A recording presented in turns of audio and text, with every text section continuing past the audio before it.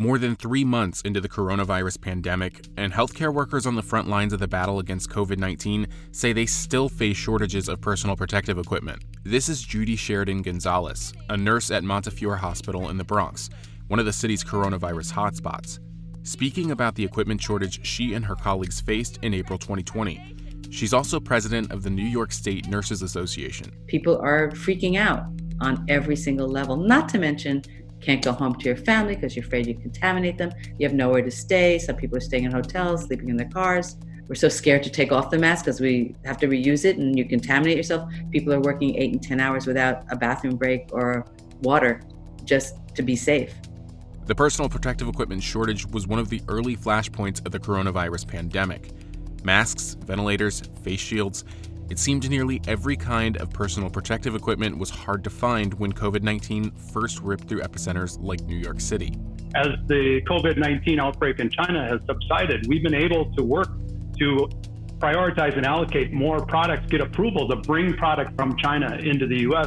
First of all, Ford will be partnering with 3M on the manufacturing or increased manufacturing of N95 respirators. It's like being on eBay with 50 other states bidding on a ventilator. So how did the medical device shortage happen? How did the supply chain fail when it was needed most?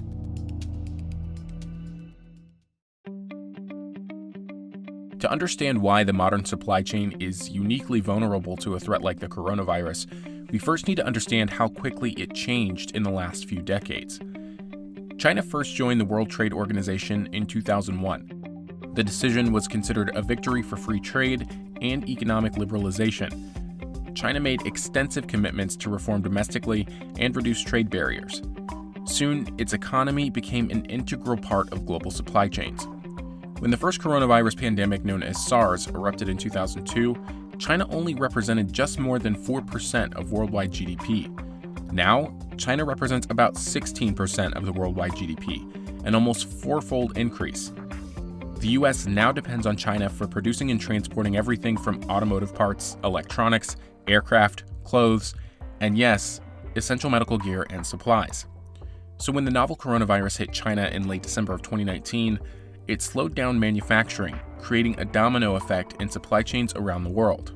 When you think about the structure of the system in place, the trade system between the United States and China, for example, even though you might tend to think of a supply chain as industry-specific or company-specific, when you look at the entire U.S. economy, for example, it really depends broadly on inputs from China. Now, I may not source directly from a supplier in China, but my supplier's supplier probably does. That's because Western companies found it cheaper to manufacture goods in China rather than to do so closer to home.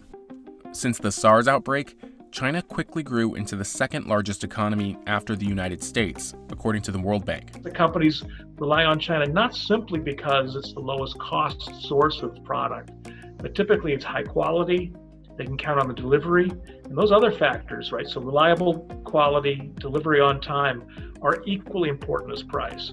So China's become an indispensable trading partner to the United States. Most of the product, as you know, the US economy is not really an export-driven economy, unlike China, unlike Germany. So most of the product is moving from China to the United States, either for consumption by consumers or for further manufacturing or integration into products that ultimately are consumed by consumers in this country and around the world. Most personal protective equipment comes from multiple suppliers and contract manufacturers in countries like China, Taiwan, South Korea, Malaysia, Thailand, and Mexico. Let's use medical gowns as an example. Healthcare workers use them to protect themselves from the spread of the infection if they're dealing with people or material that could have been exposed to contagious diseases. The raw material fabrics used to create the gowns are typically sourced from China, according to Susan DeVore, the CEO of healthcare company Premier. The fabrics get shipped to a contract manufacturer in China, Cambodia, or Vietnam. That's where the gowns get stitched together and assembled. Once done, the products get sent to the United States on large cargo ships through ocean shipping lanes. When the cargo arrives on U.S. soil, it must go through customs.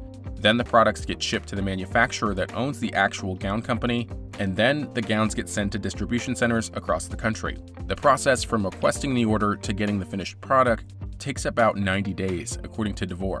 and these are products that cost about less than $1 per item. DeVore said because of the coronavirus outbreak in Wuhan, manufacturers couldn't get any raw materials out of China for several weeks. That means assembly came to a stop, and that means no new products got shipped overseas. By the time the novel coronavirus came ashore in the United States in March 2020, the supply chain linking the world's two largest economies was already in disarray.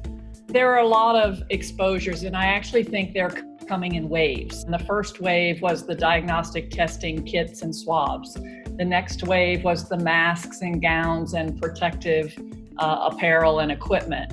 The next wave is going to be pharma, because a lot of the pharmaceuticals and the active ingredients come from other countries in the world. And so I think because this demand really has no limit yet, it has exposed, I think, challenges in the supply chain, many of which couldn't have been predicted, but we have known for a long time that we are too dependent on other countries in the world for our core medical supplies. Strict regulations by the FDA also contributed to the shortage. We had a unique situation where one of the manufacturers of healthcare gowns, right, protective gowns for healthcare workers, switched suppliers in China, and that supplier had not been approved by the FDA.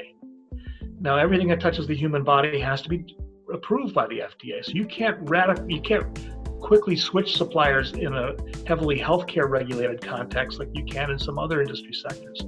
So we had a shortage of gowns because we had to find a supplier that was qualified, right, in order to do that. Then you've got a compounding factor that much of this equipment moves to healthcare systems through distributors, big companies like Cardinal and McKesson. So they become bottlenecks. If they're experiencing shortages in terms of getting supply, then that in turn impacts their own customers. In the response to the medical device shortage, President Trump invoked the Defense Production Act, a law from the 1950s, to compel companies to produce face masks and ventilators. The order directed 6 companies, General Electric, Hillrom Holdings, Medtronic, ResMed, Royal Philips NV, and VR Medical, to make ventilators. But a majority of these companies were already producing ventilators before the order was put in place to help with the shortage. Other corporations also stepped up to produce medical supplies to address the global shortage. Apple announced it would produce 1 million face shields per week for medical workers after it donated 20 million N95 masks to organizations. GM offered to give manufacturing blueprints for face masks to 600 auto parts suppliers after it revamped its factories to produce tens of thousands of ventilators. Tesla unveiled a coronavirus ventilator prototype that uses the Model 3 parts after it donated ventilators from China.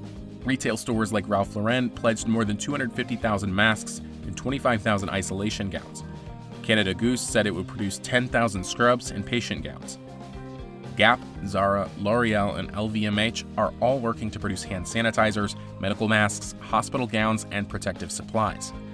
In New York City, health officials plan to develop their own medical device stockpile to help deal with future pandemics. Another factor that adds to the confusion and panic is how the healthcare industry is structured in the U.S. The fact that we have a for-profit system, so everything is geared not so much to protecting the public's health, but toward generating profit. Healthcare should not be built that way because there's no profit made in preparing for disasters. That is not a profitable practice. We found this after 9/11, we found it after Hurricane Sandy, and we see it again and again after pandemics and other kinds of disasters. So without that infrastructure developed, without the public health infrastructure, you're always going to be playing catch up because you don't have that capability. The supply chain problems that surfaced during the coronavirus pandemic exposed just how much of the U.S. economy relied on overseas manufacturing. It's the same problem cited by President Trump and trade hawks like Peter Navarro during the U.S.-China trade war, months before the novel coronavirus first popped up. And now it seems a global pandemic, not the trade war between the U.S. and China, is pushing American companies to look at bringing the supply chain back home. And there's an argument now for the latter. More companies seriously thinking about relocating their plants back in the United States. And the reason for that is, in part, because number one, the labor costs in China have gone up. The cost of transporting goods on cargo ships across the Pacific have gone up. And here in the United States, we've made some real advances in technology that could help reduce production costs and maybe even rely less on labor to produce some of the goods that we relied on so much coming in from China. So I think without a doubt, there are going to be some major changes on the supply chain route. We're also going to be seeing, I think, a lot of casualties among U.S. companies, particularly among the airlines, farmers, the shale oil industry. A lot of casualties and also a lot of consolidation among those industries too. So I definitely anticipate that companies will look at maybe nearby locations and possibly even some other locations, Eastern Europe, Northern Mexico, possibly India. Those are geographies that could benefit from a kind of a second look at the viability as a secondary source of suppliers. Peter Navarro, one of Trump's economic advisors, pledged that the U.S. would move away from its reliance on foreign nations and build its own capabilities to produce drugs and medical supplies. And America is going to need a lot of jobs to bounce back from the economic devastation caused by widespread coronavirus lockdowns. We're going to see permanent changes, lasting changes, transformative changes in the entire business and economic landscape. There's going to be a dramatic reassessment of supply chains. Can we still rely, if not on China, on other Asian countries? Or should we now try to figure out whether the economics have so changed that it makes more sense to produce in the United States?